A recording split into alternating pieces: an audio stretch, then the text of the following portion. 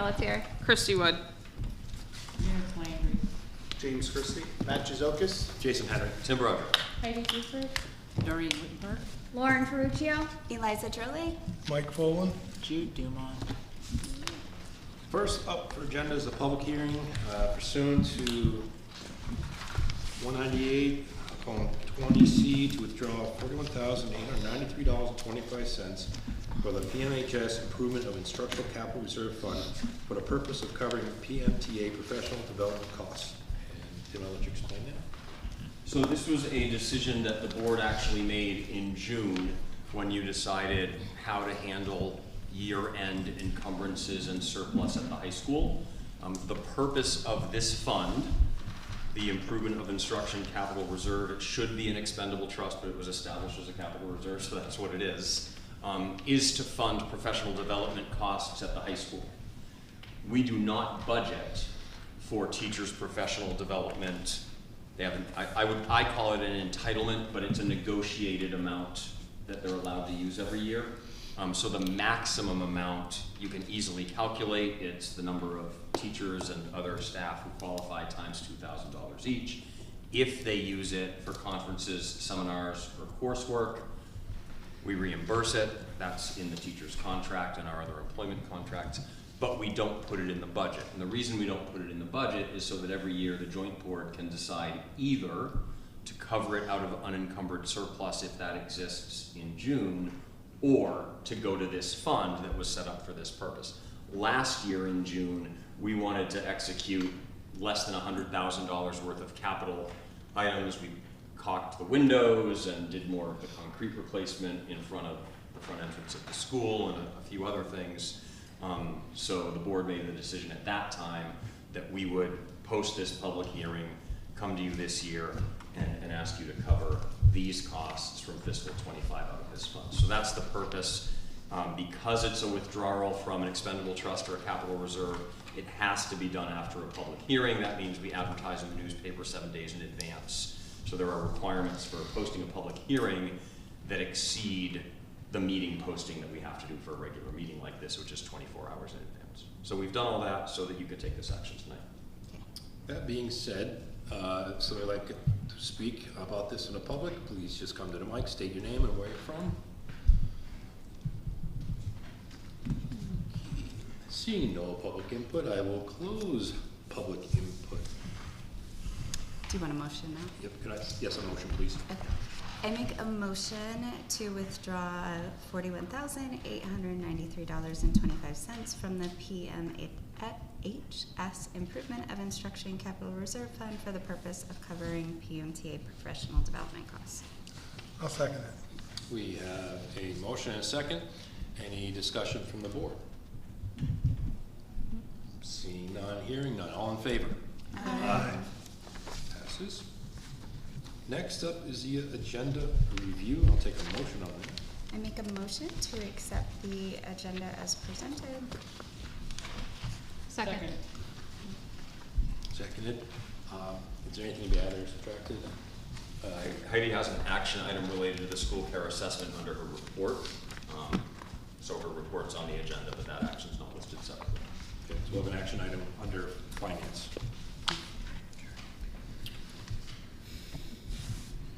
Alright, seeing no other additions, subtractions, all in favor? Aye. Okay. That brings up approval of meeting minutes of regular minutes of September 16th and our non-public meeting minutes of September 16th. I make a motion to accept the school board meeting minutes of September 16th, 2025, as well as the September 16th, 2025 non-public meeting minutes. And sealing those indefinitely, correct? Is that part of your motion? Yes. Second. Okay. Further discussion from the board? Seeing none, hearing none. All in favor? Aye. I'm going to abstain. One abstention. Okay. All right, that brings us up to our first public input. This public input is for agenda items only. Please come to the mic, state your name. Again, it's 3 minutes at the mic or a totality of 15 minutes. So with that being said, we'll open up this public input.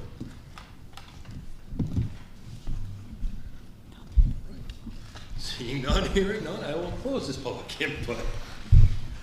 And we will move right on to, anything from the school board? I don't have anything. I can announce like this, so I got the text, but the girls who come up with other stuff won tonight, 6-0, down in Hillsborough Daring, so.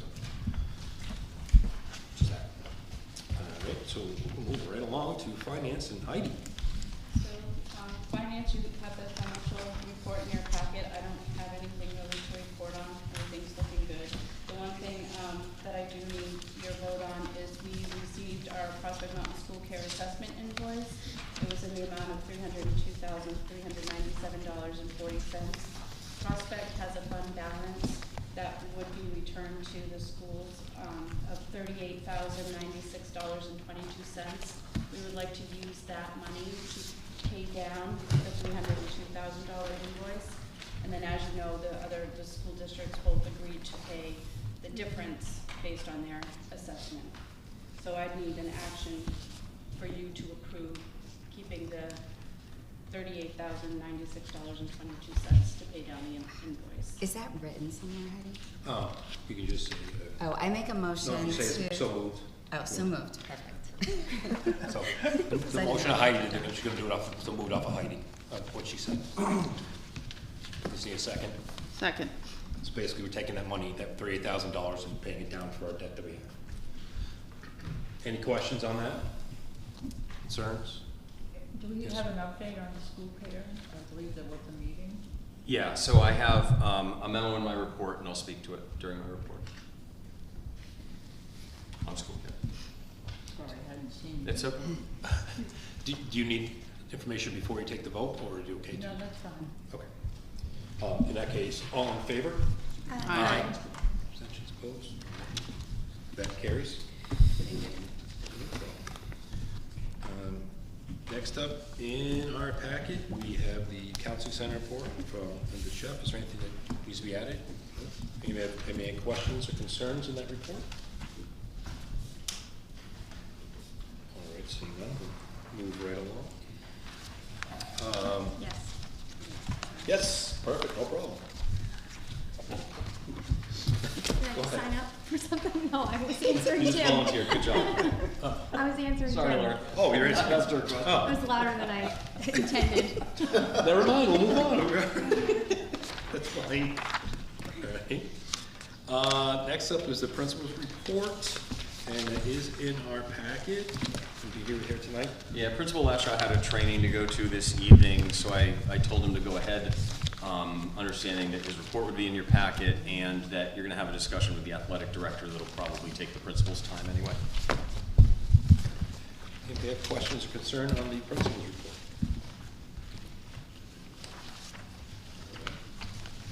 Jude has the good stuff anyway. Hopefully. Next up is we have the buildings and grounds report in our packet. Anybody have any questions of that? I will say the speakers outside work really well. It's pretty glad we have them. It's gonna be great for graduation.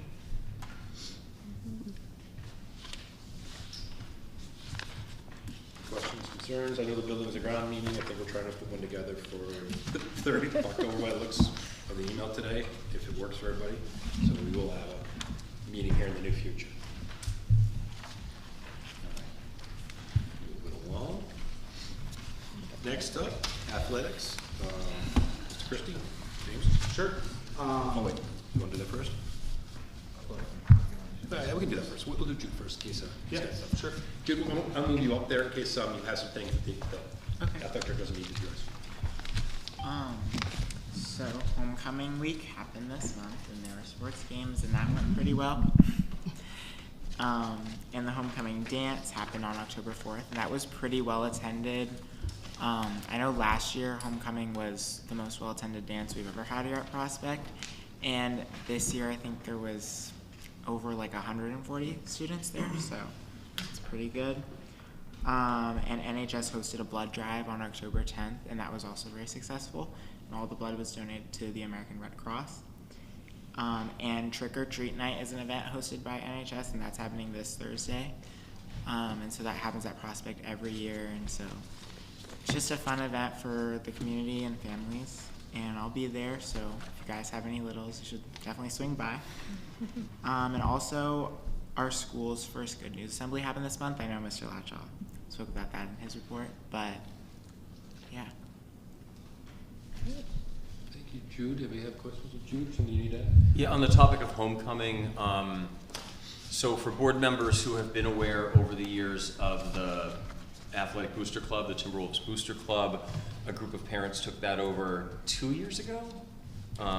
This might be their third, and they straightened out some paperwork that had fallen out of date with the Secretary of State's office. This is not a district run or owned enterprise, but obviously we have a relationship. They do activities that we allow on the campus in concert with our athletic events.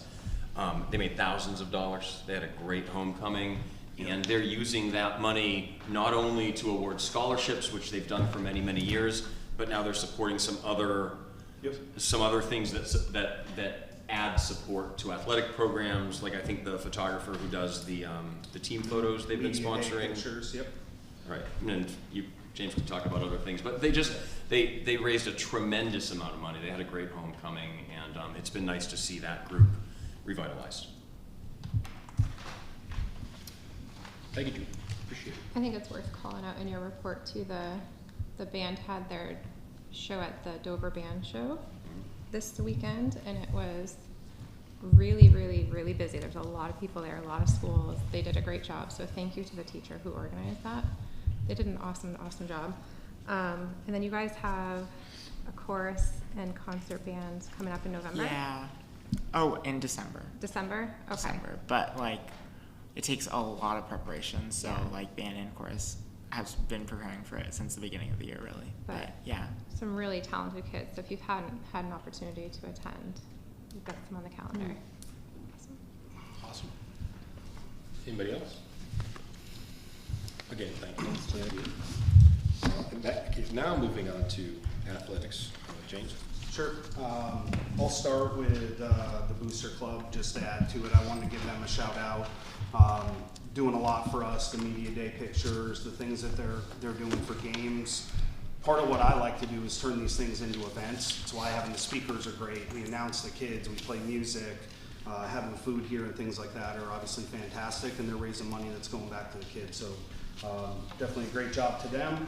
I was going to do a quick fall update because I haven't seen all of you, and then we'll go into what's in the packet. Transportation continues to be a struggle. It's daily. It's gotten a little bit better, but you know, some days are better than others. It's not just us. We're feeling it from all school districts. I was on the phone with an AD yesterday, and he's been doing it for 10 years, and he said this is the worst season in his 10-year career when it comes to transportation issues. So it's definitely not just us. We're seeing it other places as well. We're utilizing vans. We're having parents take kids when it makes sense.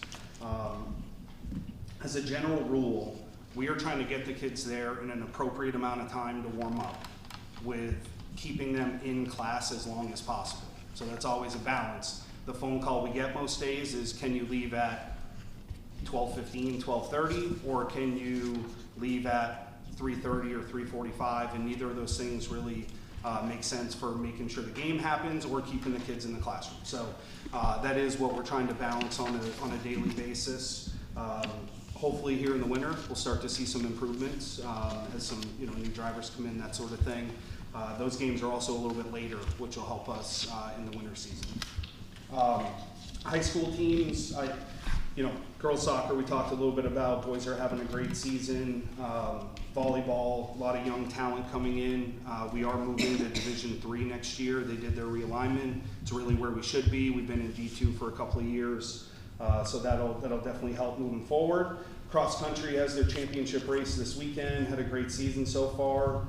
Bass fishing, good season. Looking to build on what they did this year. And then golf just wrapped up as well. They had a couple runner-up finishes, so that was great to see for the golf team. I had three middle school highlights. Our Barnstead cross country team finished first place in every meet this year. and they just finished second place in the whole state for the boys cross-country team at Barnstead. So fantastic season for them. The Alton boys soccer team has been super competitive. The boys and the girls play in their tournament this weekend. We're hosting the girls tournament actually here at Prospect, and the boys will be over in Guilford.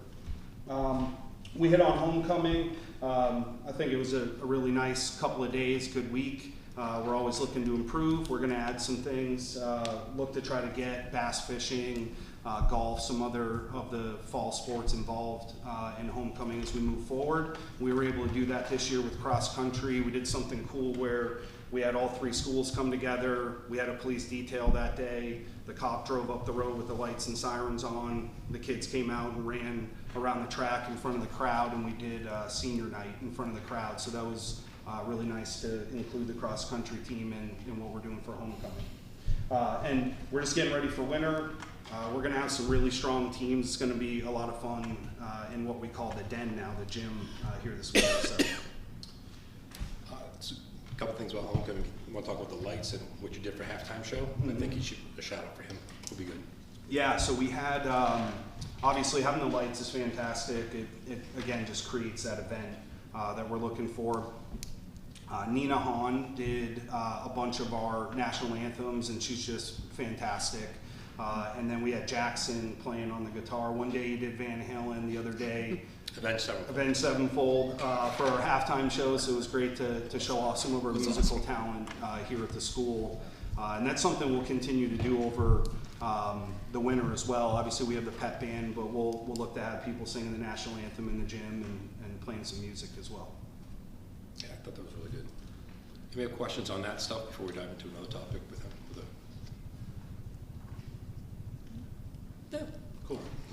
So this next one, the conversation that I'd like to have is around whether or not it makes sense and we can have approval to at least explore the idea of combining middle school athletics. We do this now, but we do it out of necessity, not out of want or desire. Our girls soccer team currently plays together. That was a numbers issue. We didn't want to go co-ed, so we had enough kids to be able to put them together, create the Junior Timberwolves, to have them compete against girls-only teams. That has been a success. I've heard nothing but great feedback. It's been really great for the kids.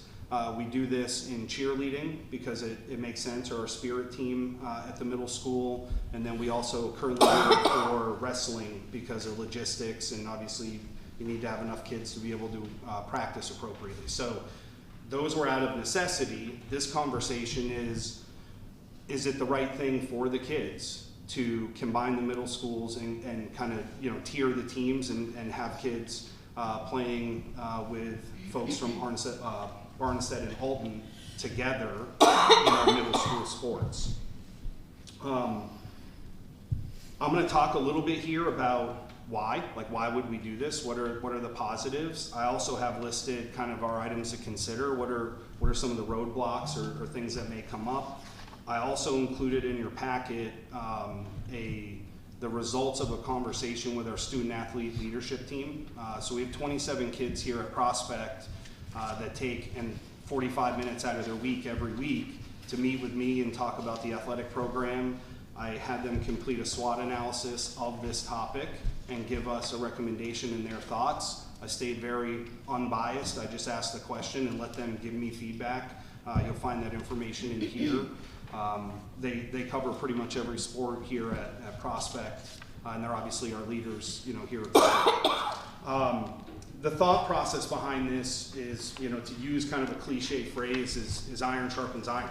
All right, we have the ability, if we do this, to decrease the variance in abilities that a coach is trying to coach at a practice. So currently on an A team, you may have a kid in soccer who you're teaching advanced dribbling to, and how to bend the ball in a corner kick. And I'm not a soccer guy. I'm probably sounding terrible right now. But something a little more advanced. Well, you may have someone on that A team who's a good athlete that you're trying to teach how to dribble and kick the ball without their toe.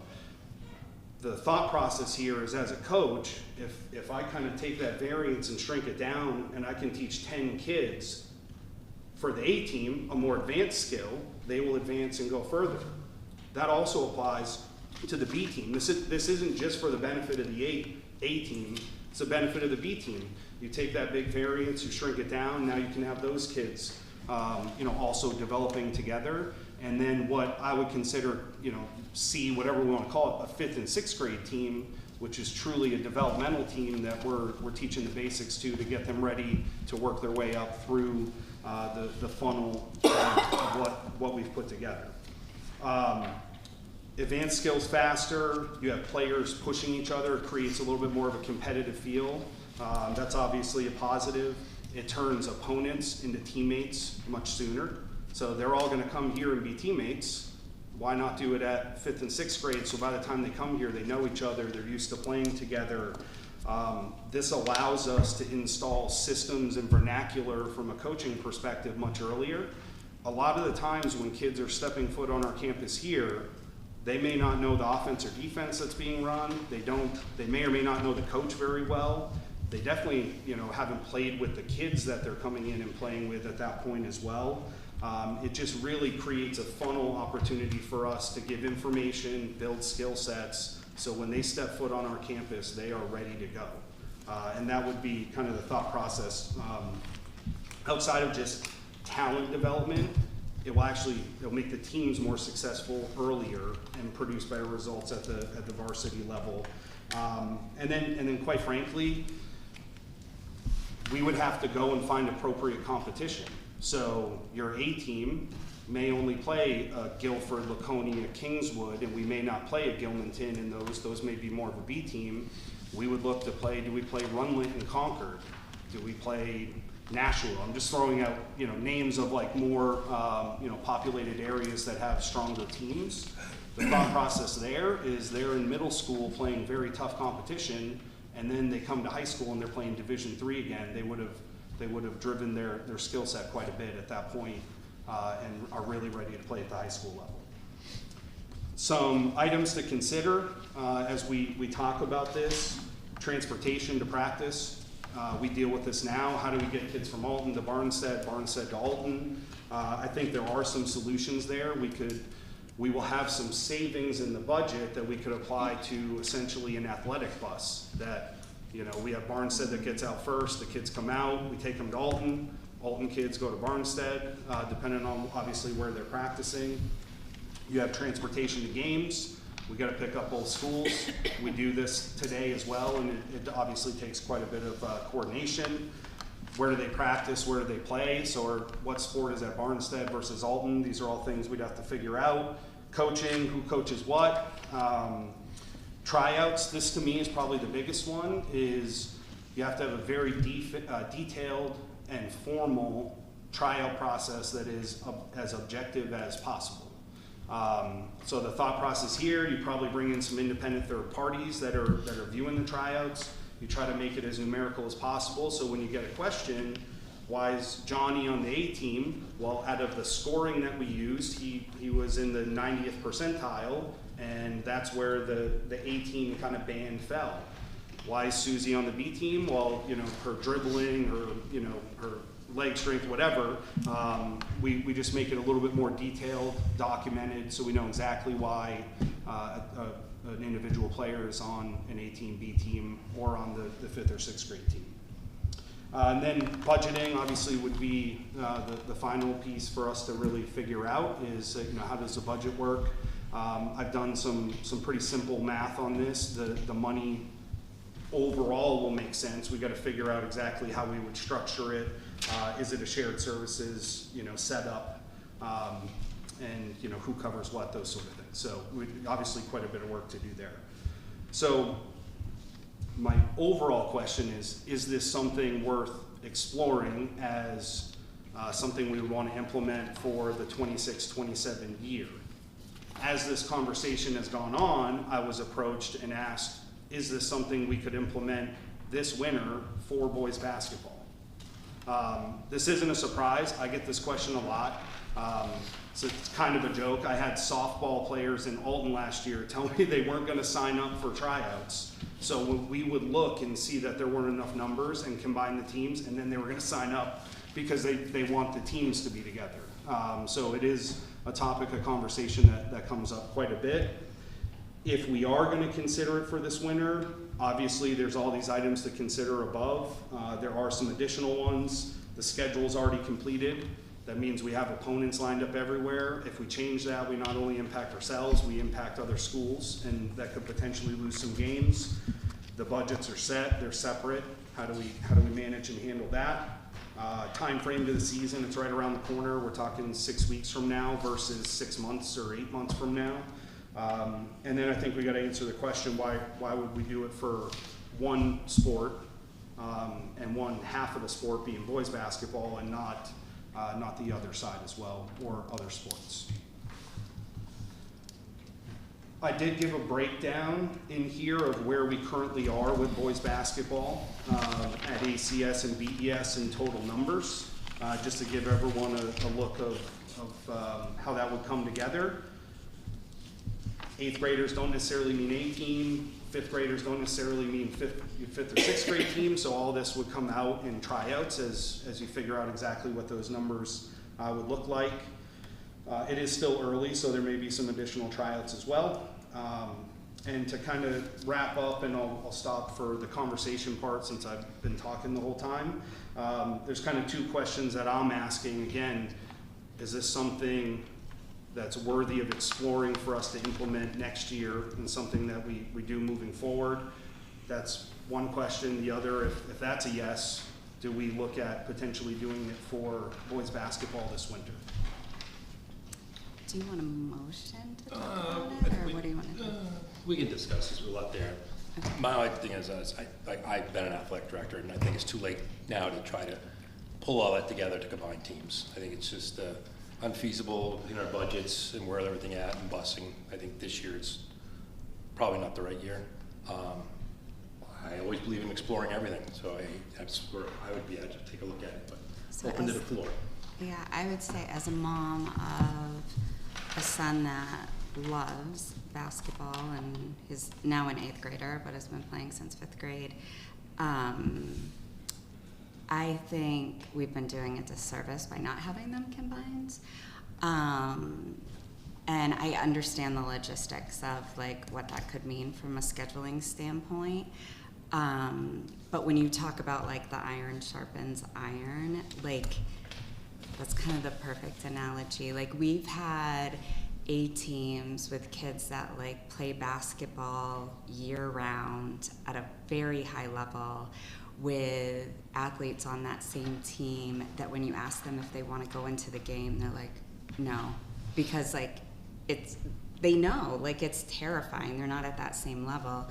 And unfortunately, there hasn't been the ability to really put the kids that should be together, because again, that kid that maybe is new to basketball or his skill isn't at the higher level, they can't really improve either if they're not playing with like the right group of kids. So I just think it would be, and I saw the letter of support against this, but I think if you were to ask the kids involved in it, I think overwhelmingly, and Salt kind of told you that, I think they'd be in favor of it, because it's just quite simply a better experience for them to grow, and even from a connection standpoint, like it can be intimidating coming to the high school. And I think of like girls basketball, but like what's the percentage of girls from Alton that play at the high school?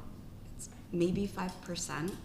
And I think that's been a dynamic of Barnstead has had a strong girls program, and for years Alton hasn't. And then they get here and it's intimidating, versus if they were playing together, you know, you're going to see more equal numbers and you're going to see just better competition. And I don't think, you gave the example of Nashua, I don't think we're necessarily, obviously it was an example, we necessarily have to go very far. I think the opposite has happened. Like in the Lakes region, there's a ton of regional schools. So like, I know our boys team, for instance, has played in games where it's been like 60-4. because we're playing against a team that had 65 kids show up to tryouts and they made cuts versus, you know, Bernstead Elementary bring in the 19 kids that showed up to tryouts. Like, so it's kind of apples to oranges. And in some cases, we might need to look at smaller schools, right, for some of them, but I don't know. I think overwhelmingly, this would be logistically challenging for this year, I understand, but I think worth trying. Are you looking, if this were to combine, would this be like a cut type of scenario for students? So I don't think so, where our numbers are at right now. I'm a big believer at the middle school level, you should be playing. Like whatever the team is, the level that's right. The numbers right now, to me, look like we would easily be able to have kind of ABC, 1, 2, 3, whatever you want to call it, your A, your B. You'd have a traditional kind of 5th or 6th grade team because they're a little bit younger. But we currently budget for 4 teams. So if the numbers made sense and we had to create an additional team to make sure the kids had an opportunity to play, we'd be able to do that. And I think if they could have like, so like think of that 4th level team. So maybe kids that possibly could get cut if we were looking at just making it like super competitive. I think now, like probably each school has whatever, the 3 or 4 kids that aren't really at the level to get into the game. But if you had them together and you could work with them all together, like then you're elevating them too and hopefully getting them to the point that they are comfortable in that setting and maybe they're playing against 5th, 6th teams, for example. So my concern with the 4-team, like there's the struggle of finding enough coaches as well, that may not be an option and that you will have to cut. I think middle school should be a very fine balance between competition and recreation. We're small, we're not Laconia. I chose to raise my kids here for opportunity, and when you have kids aging out of rec programs for sports with not a lot of other extracurricular opportunity for them, that's a disadvantage for those kids that would thrive on doing a school sport. We have a very robust competitive sports system in place outside of schools for those kids that need and want to learn more, get those detailed drilled, skill sets. We've got, ESA, we've got Seacoast for baseball, soccer, we've got Revs, we've got AAU basketball. Like, there's a lot of opportunity for those kids looking to perfect their skill set. I'm just a little leery about the other kids that love soccer that want to play. They may not necessarily want to play in high school, but like, what other option do they have while they're in middle school? There isn't a lot here because we are small. There's not like whatever Laconia can offer or Wolfboro can offer these kids, like intramural or whatever. Like, that's just my concern about bringing it all together, is that there's going to be a lot of kids that don't want to play now because it has become too competitive. Someone who coached on elementary school basketball and all those kinds of things, I think we did a lot of games to get with home, back and forth, and a lot of practices we held up here with fall. I see it differently. We had a lot of kids on the team that struggled and didn't get an opportunity to play because at the time we had a coach that was, Kim will tell you, very good talent set to teach stuff, maybe some issues on the other side. The kids were at a high level that could play well. These other ones that weren't, they sat on the bench, they didn't get much playing time because it's still a middle school team and they were defeated, some of them, where if you were able to combine, have more kids, you're able to do that on the skill set level. So just my degrees in phys ed, I taught for phys ed forever too as well. Breaking them up, you can have more success because if I have the kids that were struggling here, like he's talking about, they're able to work with a group of kids that can struggle at the same time. like when I do tennis, we break the kids up in tennis right now because I'm gonna coach tennis. The stronger kids, we're going over to Tom and working with them, and I'm taking the ones that aren't as strong. We're able to do that because it's a small team up here and we have 2 coaches. Combined like that allows more opportunities. Like, that's how I see it. Now I understand if we don't have coaches, we're gonna have to make that's the discussion of how do you work that. Maybe they, you know, at that point they all have to be on the team. You have to do some other stuff, but we combining though. Right now, like I said, soccer you have to combine automatically because we don't have enough numbers between 2 schools. But you know, again, I think you're asking for it's worth exploring or not. But that's just my perspective. I'd like to speak. I agree with you, Christine. And I think that's what Alton's all about. And I'd like to know what the Alton mission statement is, to see if this idea even aligns with the Alton mission statement. We're an academic institution. We're not an athletic institution. So let's make sure we have that in line. I'd also like to see the Alton board, at least, instead, feel free to do what you will, but I'd like to see us be able to discuss this before any vote is taken, even to continue pursuing it. I think this should have been dealt with at the local board level, not at the high school level. This is a middle school issue. This is not a high school issue. So anyways, that's what I wanted to say. I feel like something that's a big roadblock in this concept is like kind of the transportation situation. Because I know, like, you mentioned how last year, like, the wrestling and, like, cheerleading teams did this. And I know, like, for the cheerleading team, they would all have to, like, take buses from the middle schools down here, and, like, you know, the kids from Barnstead would get here early, and, like, it's just kind of this disconnected mess. And I feel like, especially this year, as we've seen, we've had a lot of transportation issues.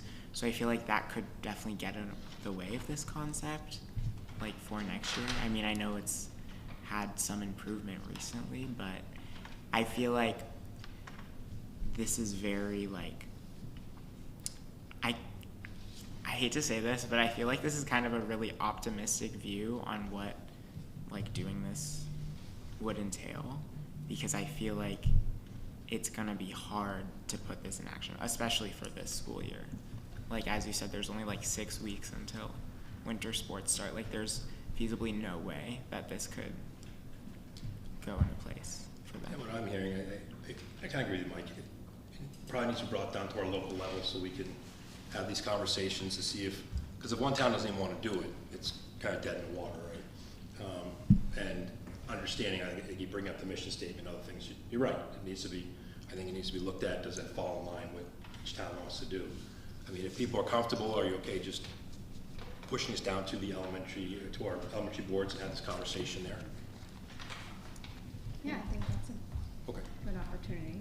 So let's push it to there on that. And that way the 2 towns can decide how they feel about it. You just good with that? Yeah, I think that totally could be. Okay. We don't need a formal motion on that. It's a consensus of the board to go down to the elementary schools and kind of see where everybody's at. Anything else you bring up?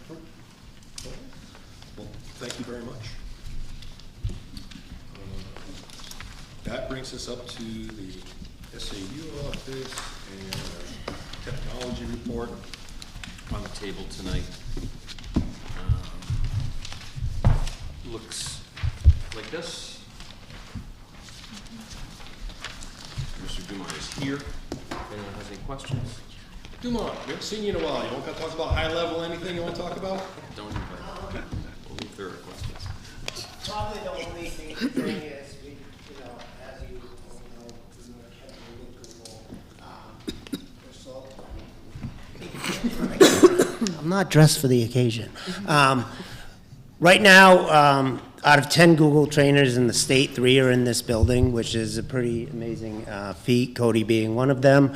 We have a slew of educators getting their level 1 and level 2 Google education certifications, and one of the things I'm focusing on is becoming the first Google reference school in the state of New Hampshire. I'm pretty confident we will be there within a few months. And we're also working to become an official Google partner. The other thing I want to mention, you already mentioned earlier, Jason, was the sound system. I think it really came out well, and I'm glad we got to see Tim's vision there, and I think during graduation and all the other games we have next year, it's going gonna be pretty amazing, but it really is loud. When we first testing it, Tim could hear it at the SAU building, and we were not even near cranked. So I think it came out well, but yep, just the Google initiative is one of our big focuses, along with all the trials and tribulations we're going through with IC. Slowly but surely, we've been working to get everything aligned, and I think it's coming out well. If anyone have any questions on anything, just always shoot them my way. I'll answer them however possible. You good? Any questions? Nope, okay. All right, thanks, guys. Thank you very much. Thank you, Matt.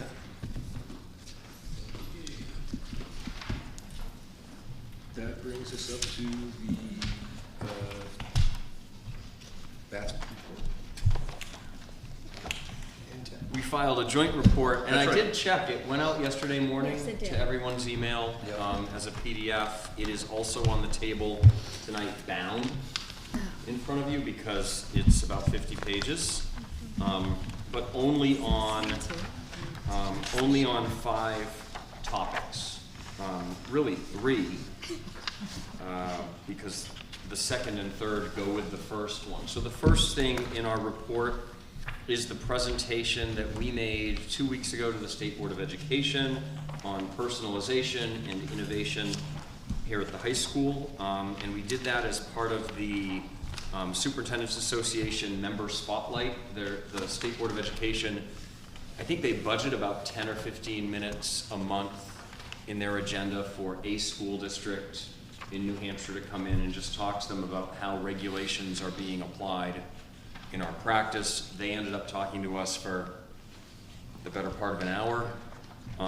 So I emailed, and here you have reproduced, it'll be in the meeting minutes, a copy of the presentation that we made to the state board that day.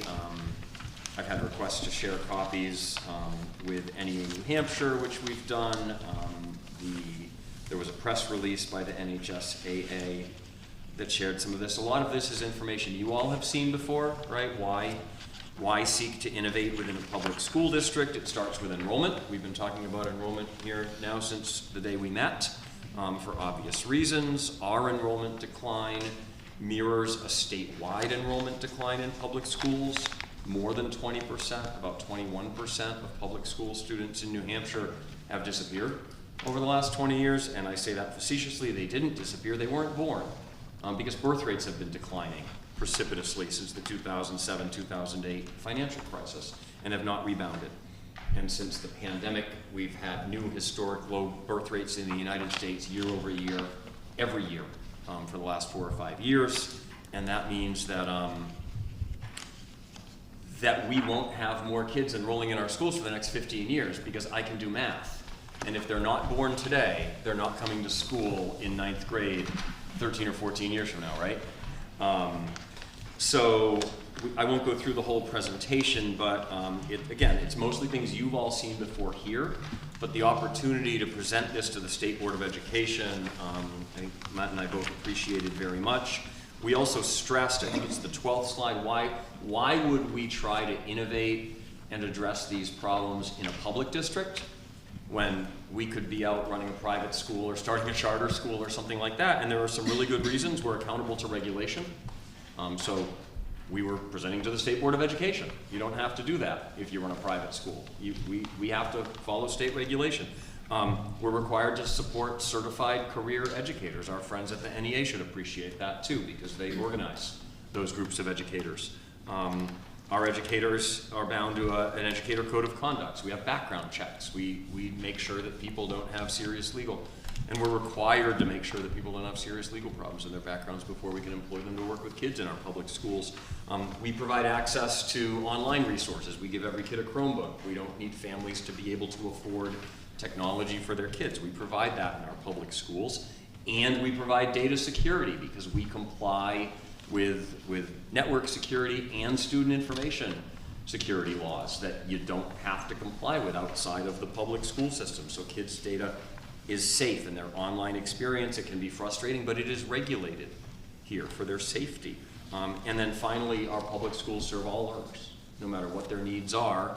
Maybe not all in this building or every school building, but somewhere every public school district is responsible for educating every child. That's not true of charters. That's not true in private schools. You can review the presentation. Again, it was really well received by the state board. We expected it to be. We've had a great relationship with the Department of Education over the last several years. You'll also see attached right behind it. I don't know if everyone on the board has ever seen this before, but our home education and part-time student handbook. We've been working really hard to encourage families who homeschool, if they want to consider having their kids join the band, sing in the chorus, take a physics class that maybe they don't want to take online that if it were my kid I wouldn't feel comfortable teaching. And you know, we want those things to happen for a number of reasons, again, that we go into in the presentation. So the home education handbook is in here in case you haven't seen it before. Third in this report is it pulls out, which is fun, like this. In the scanned PDF that I emailed you don't get to do this. It's clipped.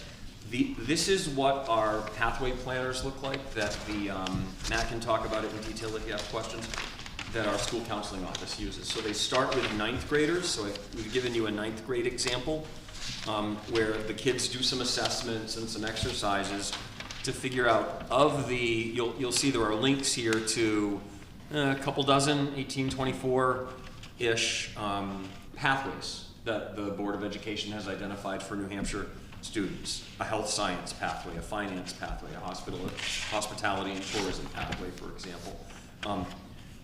Kids work with our school counselors to tailor their programs in the high school to prepare them for further education or careers or whatever they might do next after graduation along these pathways.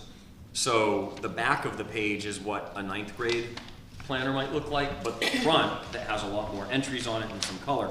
This is a senior year student on the health science pathway, and you can see how the student with our school counselors have planned her or his course of study to meet those objectives, to be prepared for whatever that next step looks like. You can see the student's goal setting included here and some other details. So that's sort of a brief summary of what we did in front of the state board. It also included, it also included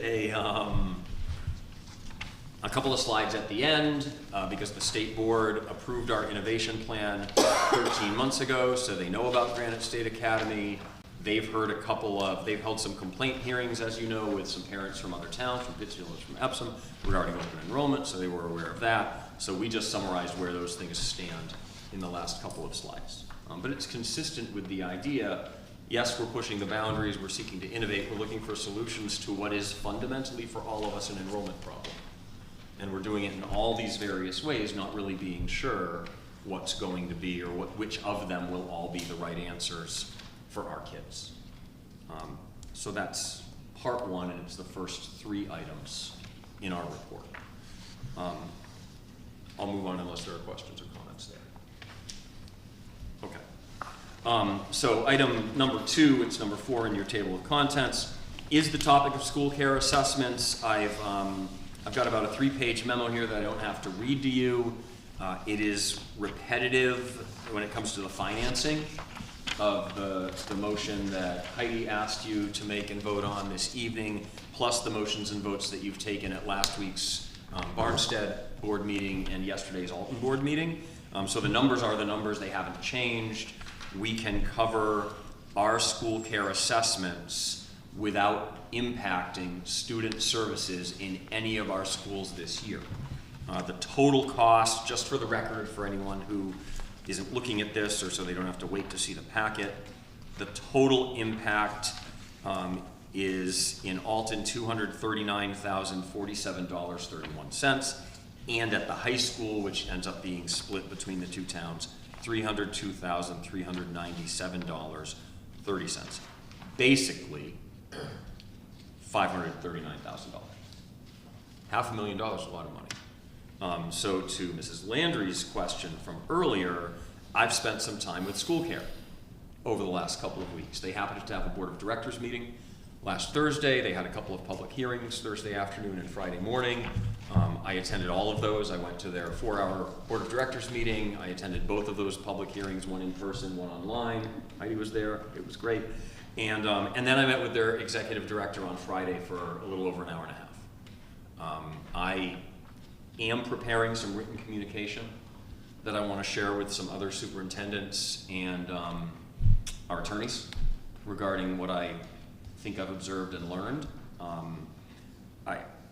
In New Hampshire, you don't have a lot of choices to buy health care for school districts.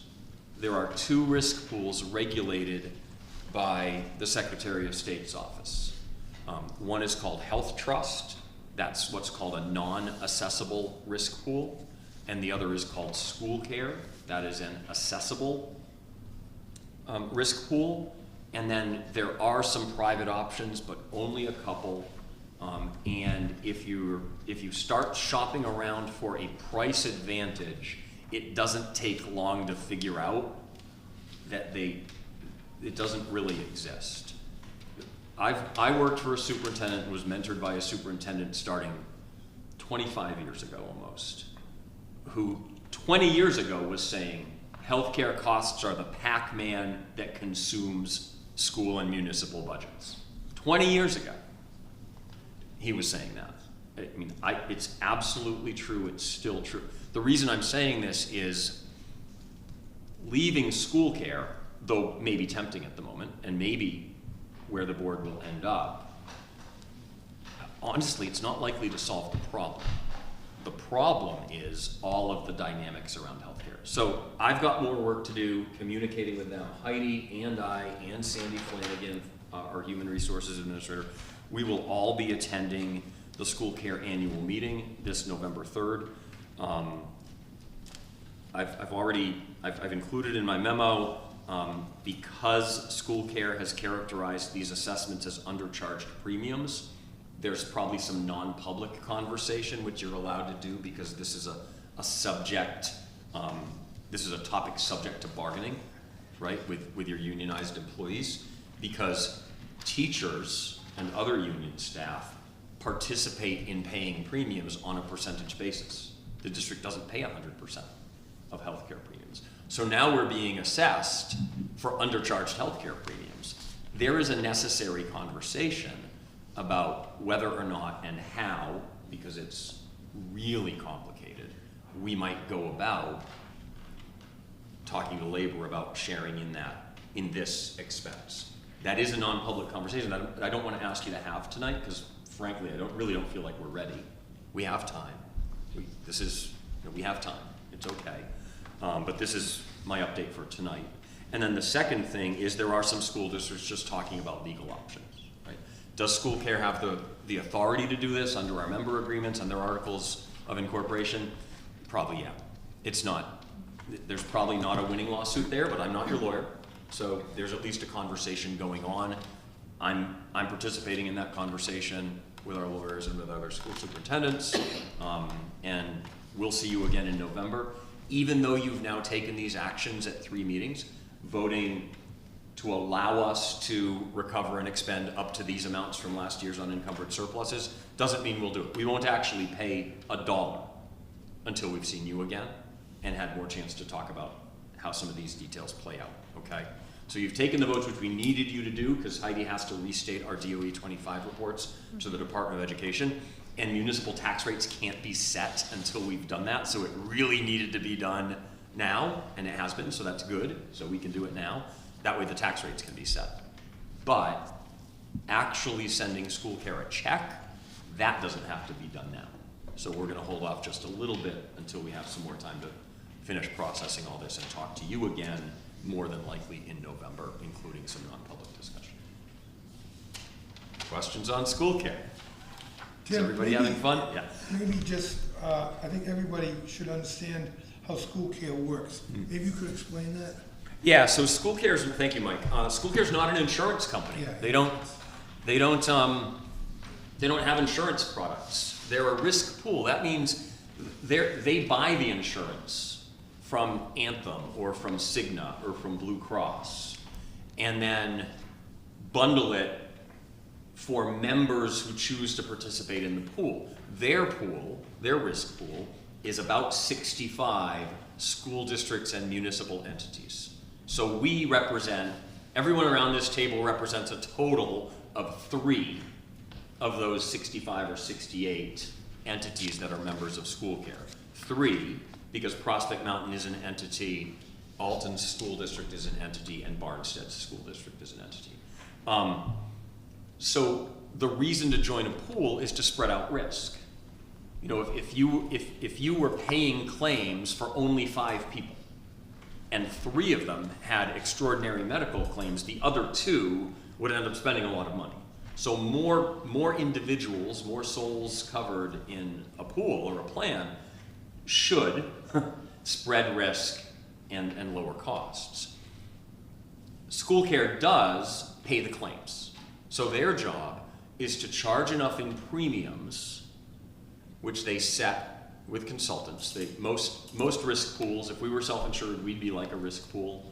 You have an actuarial consultant who helps you predict claim experience. This is one of the areas in which school care has really failed. And we talked about it last week, and I'll give you a preview. They have replaced their actuarial consultants, but we can get into more detail, please, in November, if that's okay. And then the other consultant is a plan design consultant.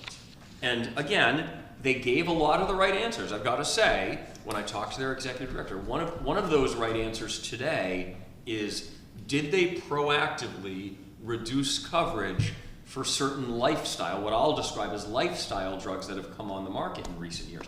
When I was doing this 20 years ago, that meant Viagra, which was new on the market 20 or 25 years ago.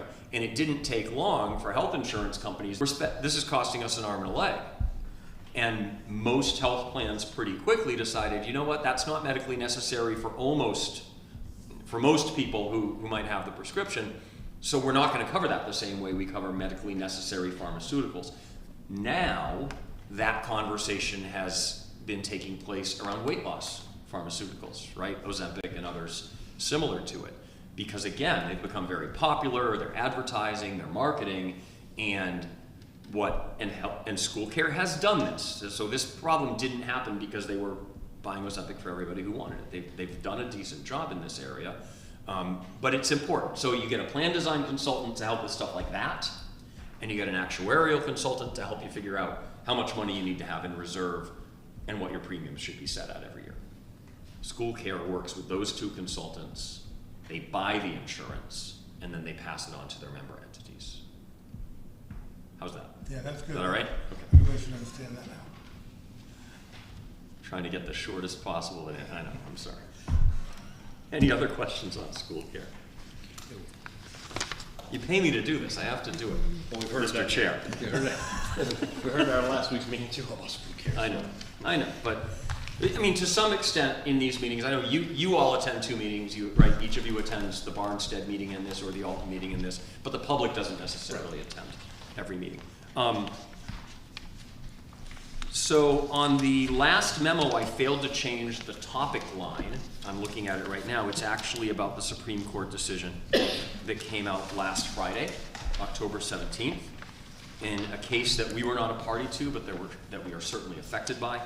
And that is the appeal of the Pittsfield School District versus the State Board of Education. It was Supreme Court case number 2024-0445.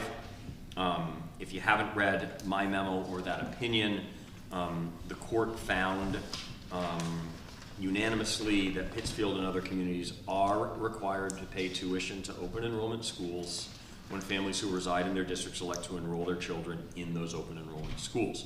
The court relied on the clear language of RSA 194D and also cited last year's House Bill 771 amendments that we talked about over the course of the legislative session last year that were adopted by the Senate and the House, that were signed into law by the governor, and that clarified the legislative intent behind this law. I've already communicated with the commissioner and some folks in her office, with some of our legislators about this, and in tomorrow's outgoing mail, we're going to be sending some aged receivables statements because there are 4 school districts that have had open enrollment tuition invoices from us that have not paid those bills. I intended for that to be my report for tonight, but I have a little more. And the reason I have a little more is I am aware there have been a number of media stories, and you've all seen them, right? Some of them at least. The one who reached out and spent some time talking to us and to me was the Boston Globe, and they haven't published yet. So my sense is that that reporter is taking time to actually try to understand the law and get the facts right. And you might be able to tell by the way I said that I have some criticisms of some of the things I've read here in the last few days. And I'm doing this in a public meeting on the record on purpose. I want to. I haven't done a lot of this as we've been working on open enrollment, right? There's been a lot of, we're not talking about other people, we're just doing what we're doing, and we'll see how it works out. But I want to talk about something tonight. I read in the Concord Monitor today speculation that the unpaid tuition Pittsfield, the complainant in this Supreme Court case, might have to pay us now, could approach $250,000. And I want to address that utter nonsense here in public. How's that? I'm going to tell you what I really think. It's easy to have an opinion, and it's fun to be inflammatory, and I understand that's the culture we live in, for better or for worse. But learning the facts and speaking the truth, even when it's hard, is our job. It's why we go to school and get certified, and you pay us pretty well, thank you. And we owe it to you and our communities to know what we're talking about. Pittsfield has had, over the last 2 years, 11 students attend Prospect Mountain High School. And they have declined to pay tuition, which we understood. There was a complaint process going on at the Department of Education, and then the Supreme Court case. Fine. They have, however, partially paid. There were 3 students over those 2 years that, for reasons that we really just can't get into in public, Pittsfield decided they were responsible for paying for. So they actually paid tuition for 3 students in these 2 years. For the 8 remaining students, Pittsfield will receive an invoice for us for the outstanding amount of $95,748.89. For anyone trying to write that down, that was $95,748.89. Not $250. And then there's this, and this is why I think that understanding the law, which is what you pay us to do. I'm a certified superintendent of schools. I went out and got my doctorate. I would like to think I've developed a little expertise, and I take pride in my work. I hope every superintendent in New Hampshire feels the same way about our responsibilities. We receive aid from the state for public education. I know in New Hampshire, again, it's fun to have a strong opinion and keep things really simple, so we like to say New Hampshire doesn't support public education as much as they should. And sure, they don't. We'd love to have more state money, but we do receive state aid for public education. That aid is called SWEPT, Statewide Education Property Tax, which is how Alton raises its state portion. It's really local money because it's all based on equalized value of property. Alton, this fiscal year, will raise about $4,189,000 in SWEPT revenue. Alton will have $7,624 per student from SWEPT to offset education costs, with any other money we need being raised through local property taxes for education. This isn't going to take too long, I promise. I think it's important tonight. I think it's important, given what we're talking about right now in New Hampshire, that people aren't talking about in this important detail. In Barnstead, SWEPT, statewide education property tax, is less than what the state calculates as adequacy and differentiated aid. I'm not going to go into the formula, you're welcome, but the state calculates a base adequacy amount that's about $4,266 per student, and then differentiated aid, which is additional money for low-income students, which we use free and reduced lunch eligibility as our indicator of family income. So a school district gets extra money for every student who qualifies for your reduced price lunch, and for every student with diagnosed special needs who has an IEP, an individualized education plan through our special ed department, there's additional differentiated aid. There's some differentiated aid for English language learners, which we don't see a lot of around here, and some other things.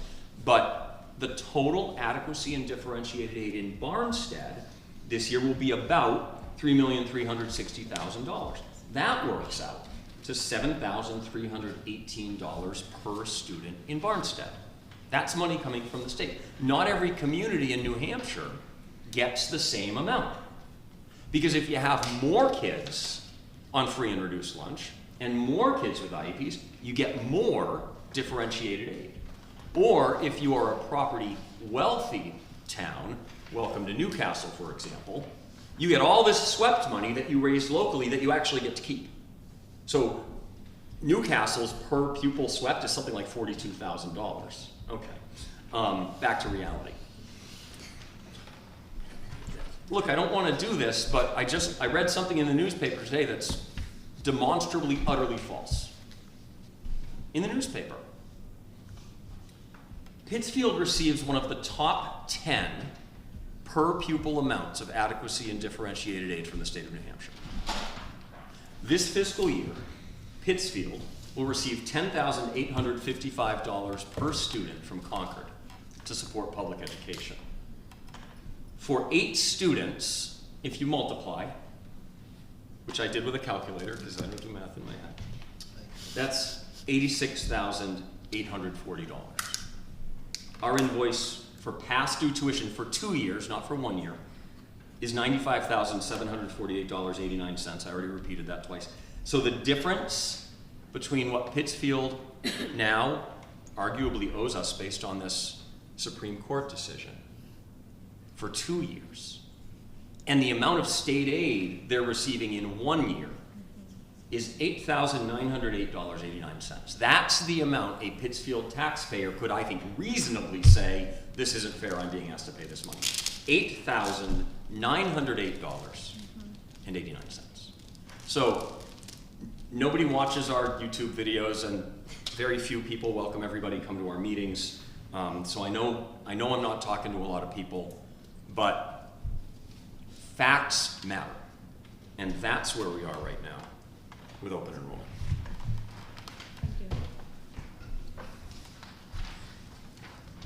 That's my report, Mr. Chair. Any questions? That was good. I understand. It's a joint report. Did you have anything either? Whatever he said. Does the board have questions? When are those invoices being sent? No, it's, They're on Sarah's desk. They're done. They're ready to go. they're being Yep, sent. with letters. Yeah, Yep. okay. This has been a very complicated issue for the past few years. Oh, yeah. Yeah. It's not over, guys, right, folks? We know this. It's not over, but. I will say, I spoke to a parent of an open enrollment student, and I think they were more excited about the win than even I was as a school board member. And you know, they had just shared that their concern, because they're from one of the towns that wasn't paying, their concern was, even though we had voiced that we wouldn't say, hey, your town didn't pay, your kid's got to go back to whatever, Pittsfield or Epsom, it just felt like that could possibly happen. And they have a child that's in middle school, the sibling, that is really invested in this school and hoping they can come here. And so just to see that sense of relief from that family to say, like, this is awesome. Like, we love this school, we want to be part of it, and now it's not at risk. So I think there's just some really great things going on with open enrollment in terms of people feeling like they're finding an environment that's better for their children on all facets. So from a community standpoint, from an athletics, all those different things, different programming, and so that positive message, I think, doesn't get shared enough, but it's definitely out there. So. Well, I think in light of this decision, we'll start trying to share that positive message much more throughout this year, because every April, when you hold your public hearing on capacity for the following year, I've sort of been here going, well, you know, let's keep it We don't know if under we're getting control paid. because we're not sure what's happening. This April might sound a little different. And what was the vote? What was the number on the vote at the board, at the Supreme Court? Oh, unanimous. All justices Unanimous? concur. Yeah, And the they- Chief Justice of the New Hampshire Supreme Court wrote the opinion, Yeah, I saw and the that, four yeah, others all yeah. concur. No reconsideration by Pittsfield yet, or anything like that? It's early. Yeah. I must say too, the laws have been on the books, just nobody's was willing to do it. We knew it from the beginning, we were gonna get heat from this because we were the first ones to step up to kind of do this. And you know now the conversation's being had in multiple school districts who are looking at, you know, hey, some of the surrounding towns are having difficulties, do we become open enrollment to others? So these are conversations that are going on right now. We're just the ones that took the heat and moved forward with it first. So, Yeah. all right, well, thank you very much. Thank you. Next up is we have personnel, but I see there's nothing on there that needs to be, no action needed. Unless you have something else in there, but doesn't show anything. Nothing in personnel for you, thank you. Next up, we have the next public input. Again, it's just state your name, where you're from, 3 minutes at the mic, totality of 15 minutes. So,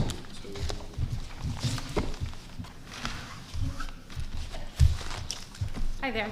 Hello. My name is Kayla Flam. I live in Barnstead, and I wasn't planning to speak tonight. However, I'm here. I was here to listen regarding the middle school athletics, and so I just wanted to kind of give you my input because both of those boards don't meet until after our season starts. I've been a coach at Barnstead boys middle school team for the last 3 years. I've coached the B team. Last year, I basically coached both teams. So I just wanted to give you the reason why this conversation has been happening and the length of time it's been happening, okay? This conversation started last year at this time, where we really talked about the fact that we needed to merge the middle schools because of several reasons. Our rec program is not strong. The rebs for soccer is a totally different rebs than they are for basketball. The kids coming in 5th grade do not have the skills. They don't even have some of the fundamental words that we use to teach basketball. Now, you put them in these teams and they're playing these surrounding schools that are bigger and stronger. And they're getting hurt. The 5th graders, they can't play. I had 2 kids go out in one game because they are just getting jostled around. I think you talk about players, being cut. I offered to keep a roster of 18 kids. I coach year-round. I coach for the Lakes Regional Elite, which is a competitive basketball program. I'm currently coaching 3 teams.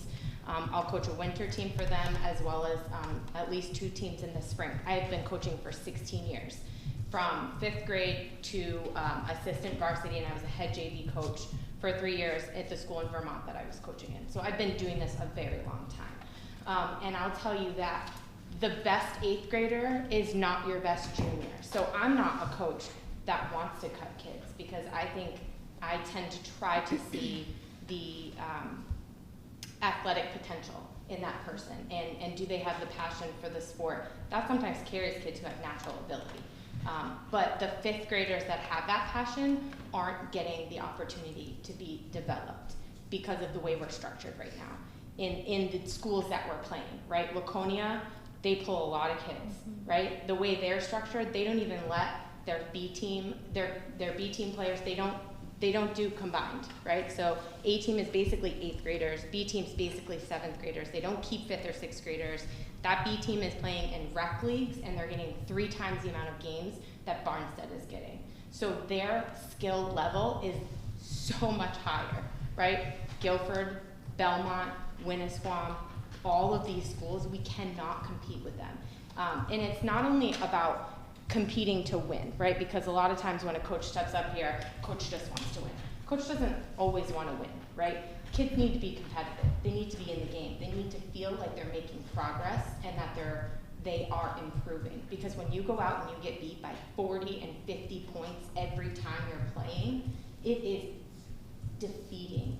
It kills the fire inside those kids that want to play those sports, right? And then you talk about academics, right?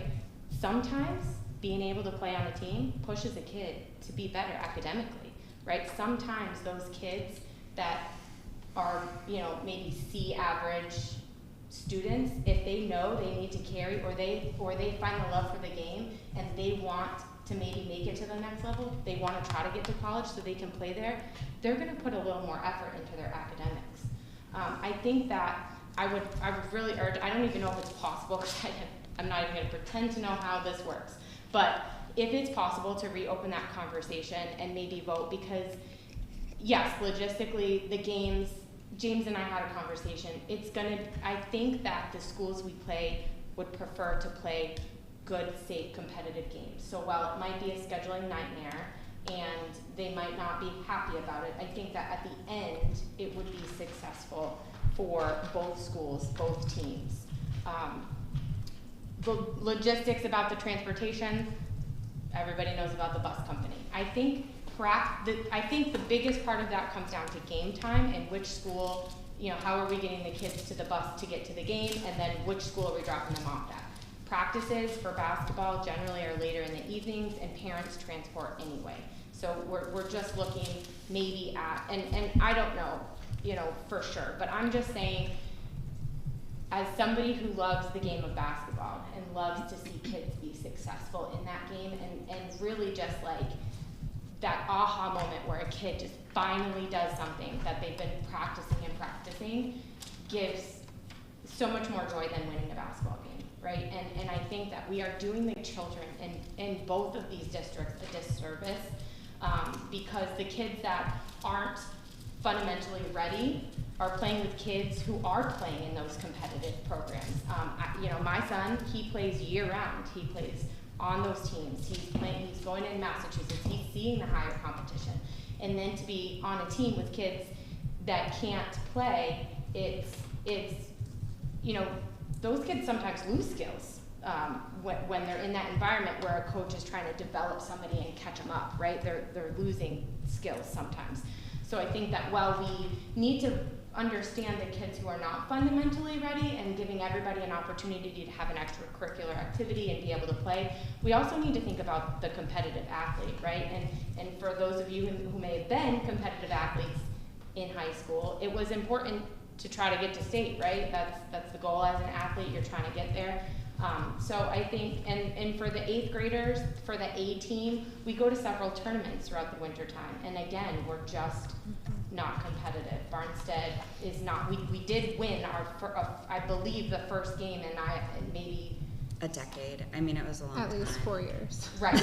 So we won one game in the Laconia tournament last year, and that was the first time, and that was with the 7th grade team that I had since 5th grade kind of staying with them, right? They were the core of that Barnstead team last year. So I think, I think that that's what I would say. I think it's a bigger issue than just kind of merging the schools and the headache that it would be. The boards don't meet in time for this to happen. And I don't think it's fair to the kids that we're pushing this off when maybe it wasn't presented to the right board. I mean, that's not their fault that it was brought here and not brought to the schools first. That's not the kids' fault. And this conversation, like I said, has been happening for a year. So again, that's also not the kids' fault. I think that it would be a very good idea if you could open the conversation back up, and truly think about what's best for all the kids. And I'm not just talking about the A team, because that team will be extremely successful. There are 8th graders from both teams. Both of those A programs will be successful if they remain separate. I'm talking about the 5th and 6th graders. That's who I'm really pushing this for, because they cannot be developed. And the Revs program does not prepare them to be at the middle school level. That jump is not, they're not even able to make it right now.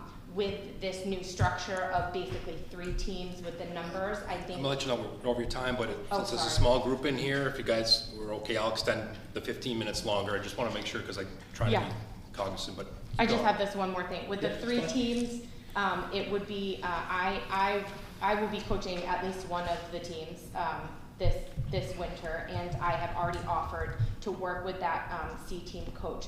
The structure of this, initially we need to get the team structured correctly, and then you'll get the right people coaching those. So probably this year you might not have a coach at the C level. It might end up being a parent who volunteers, right? It might not be somebody with a ton of basketball knowledge, but I have volunteered my time to work with that coach on the things that we need to work on to get those kids prepared to be at the next level. So I think that I would just really appreciate if you could open that conversation back up, and truly think about the kids and what would be best for all of them, not just the basketball inclined children, but the 5th and 6th graders. They're just not ready to see Waconia or Belmont or Winnisquam. I mean, we just get beat up in those games. Thank you. Thank you.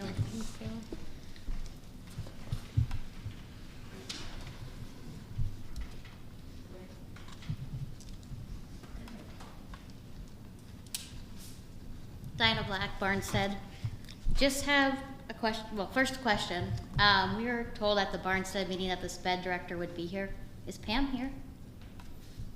We didn't say that. We said she has been. She has been. Okay. And then my second thing, and I was hoping it was going to get discussed in the assistant superintendent's report, is the embedded honors. Some of you have seniors in here. I know you do. Some of you have freshmen. And my question to the board is, do you think your seniors got the same education that your freshmen are getting? Rhetorical, just think about it. And then before you determined the embedded honors, did you actually talk to the colleges in New Hampshire? Did you actually go to them and say, hey, does it matter if our kids don't have honors on their transcript? Can tell you I did. And their answer was kind of interesting. Then my third thing is, when are they gonna start the embedded honors? I do have a freshman, and she can't tell me. I've asked her. So when is that actually that extra enrichment that they're supposed to get gonna start? I mean, we're a month into school, right? And then is it seriously just you get a 95 and you get honors? If that's the case, that's disappointing. I mean, I can tell you I took every honors class in high school. I got straight A's. But I can tell you my honors English class was not the CP English class. My honors chemistry class certainly was not the CP English chemistry class. We went caving in Canada and had to do a chemistry paper on it. So I'm just wondering if, where that's at, where the embedded honors is at. How are we actually doing well by our students that are smart? I mean, I know athletics is very important. That rings true on every board meeting I've been to.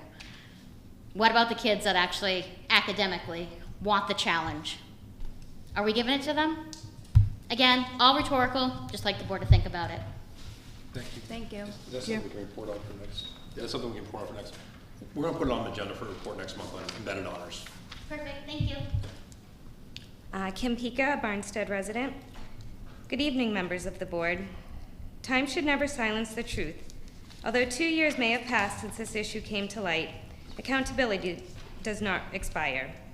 My purpose in speaking tonight is to ask this board to take the steps needed to restore public trust and fulfill its ongoing legal and ethical duties to this community.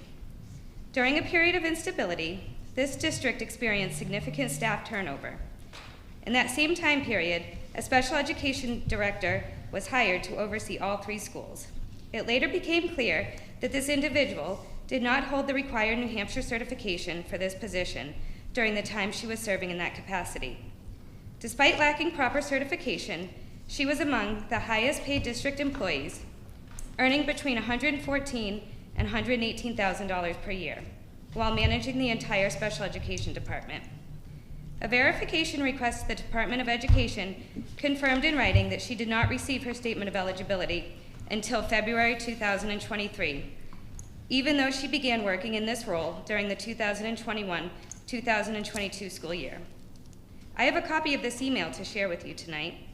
To be clear, when an educator does not have the proper certification for their position, they are required to obtain a statement of eligibility before working in that role. Based on the DOE's response, this requirement was not met. This means that for over a year, this individual oversaw special education programs supervised staff, and made decisions affecting students and personnel, including hiring and termination recommendations, all while lacking the legal qualifications to do so. When this was brought to light, the issue was minimized instead of being addressed. That is not how accountability should work in a public institution that depends on trust. Under New Hampshire Administrative Rule ED 506.07, a special education administrator must hold the proper certification. And under New Hampshire Administrative Rule ED 503.02, the board shall revoke the credential of a superintendent who knowingly employs or continues the active employment of an individual who does not hold a valid New Hampshire credential. As outlined in New Hampshire law, the superintendent is accountable to the local school board, not the Department of Education. That means that the responsibility to ensure transparency and compliance ultimately rests with this board. So tonight, I am respectfully asking this board to take the following actions. 1, formally review how this violation occurred, including when the board and superintendent became aware of the certification issue. And number 2, hold the superintendent accountable under ED 503.02. I urge this board to act with honesty and integrity because silence may protect people, but truth protects the public. Please don't let silence rewrite the truth. Thank you. Thank you. Thank you. Are those being passed out? Is there anybody else from the public input? Seeing none, hearing none, I will close this public input. Future agenda items, math intervention programs, special education, we're going to talk about Better Honors, lunch update, legislative initiatives, we'll have a buildings and grounds update, we'll hold a meeting before then. Is there anything else that people need added for next meeting?